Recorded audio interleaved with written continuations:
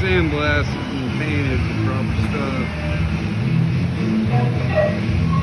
See how this right here needs cleaned up. But see this flat? That's where your flapper's at. That gives you an indication of where that flapper's at. And I'll move it.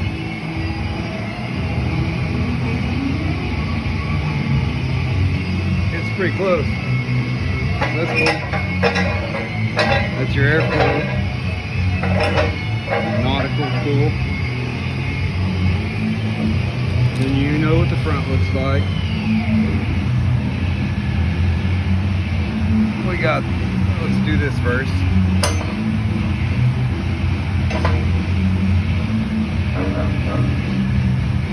So, inside here we have the grades. And if you see, that's cut away right there. We can rake the stuff back. And it'll fall through here, and it'll fall through here.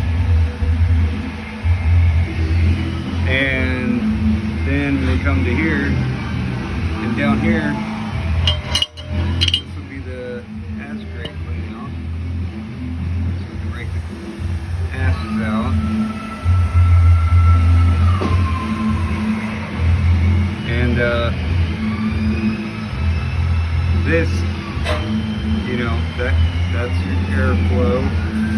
But it's level with the grate here, basically. You can see my finger there. So when that one kind of gets full or whatever, we don't have time to pull up the ashes and stuff. We have this one as a backup. It's much higher. We still get airflow. And yeah, but that's finished. Everything can be locked down except for this one. And I don't know what to do.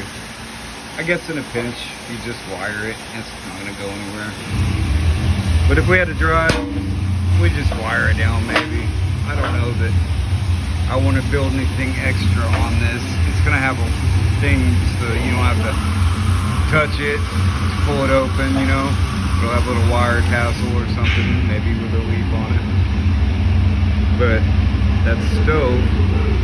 And so stove will go first. And then right behind stove,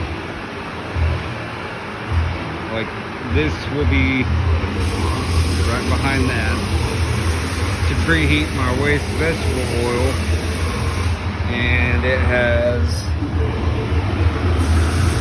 a drain plug, which makes a lot of sense. Everything's been drilled, all these tabs, so there can't be any moisture get in and build up pressure because it's going to get hot and cause a blowout or anything. That can all vent.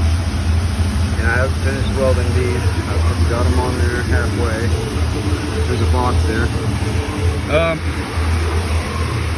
So this will go right up against the bus basically.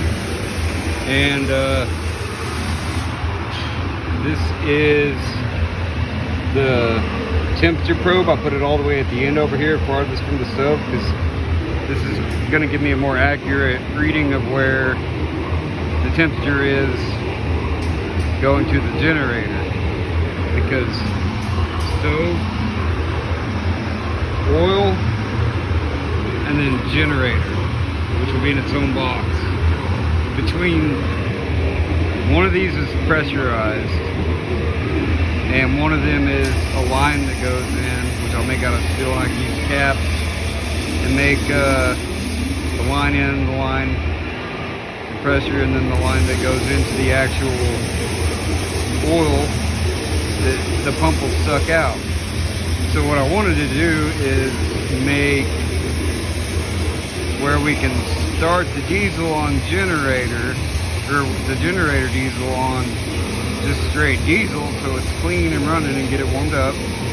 And then right here between the diesel and this box of stuff, we'll have something that comes out where I can turn it off of diesel and onto the waste vegetable oil, which will be preheated, so the viscosity will be like diesel. if we're using it in that situation. Otherwise, we'd be thinning it down. And here's this lid. Everybody keeps torquing way down. I told everybody not to mess with it because these threads kind of suck.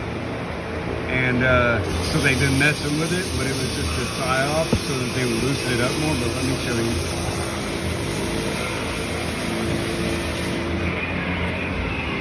Now that we loosened it up a little bit, that round donut is where I'm going to put my seal at, because we don't want air ever, like I said, this ends up getting pressurized as the diesel runs so that it pushes air in and pulls it out.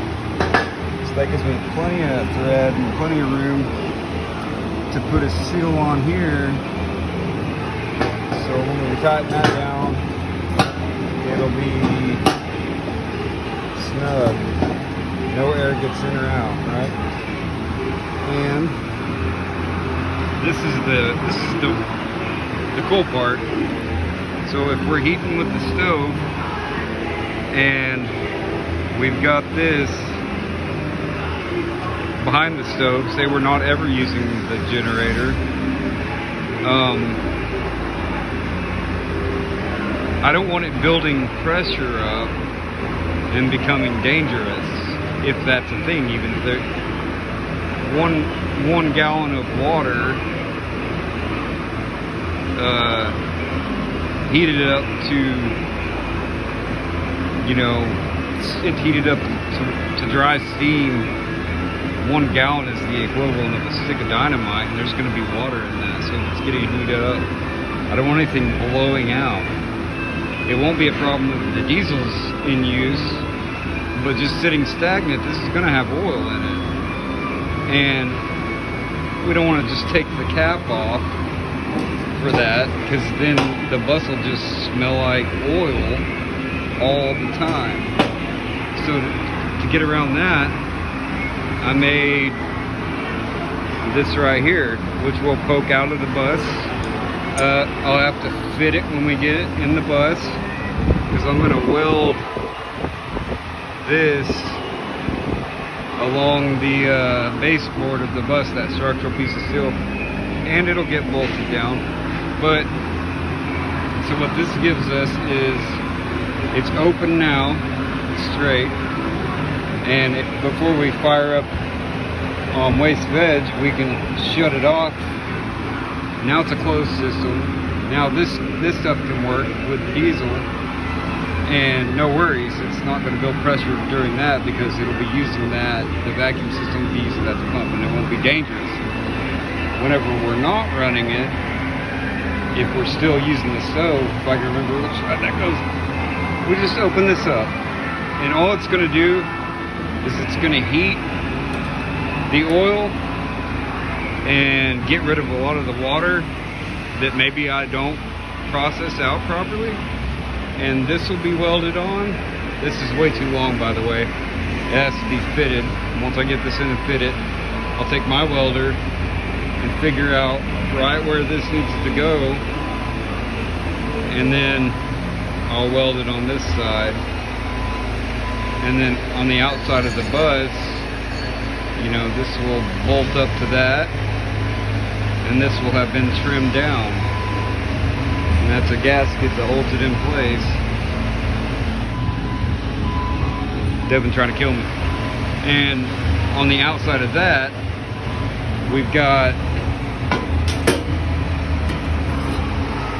a gasket that will go on the inside, same as that one, on that metal skin I'm putting on, which will hold this on it, just like your dryer vent. Just like your dryer vent. It'll be on the outside of the bus, if you can imagine. No water gets in, no bugs get in. This is most things proof. But it'll all be sealed off, so spiders could even get in there and stuff like that, and it won't matter because it'll be on the skin. And even if spiders did get in there, they wouldn't want to, because this is going to be a gross smelling thing, I think, and not something they would want to be in. Any exhaust can come out of that.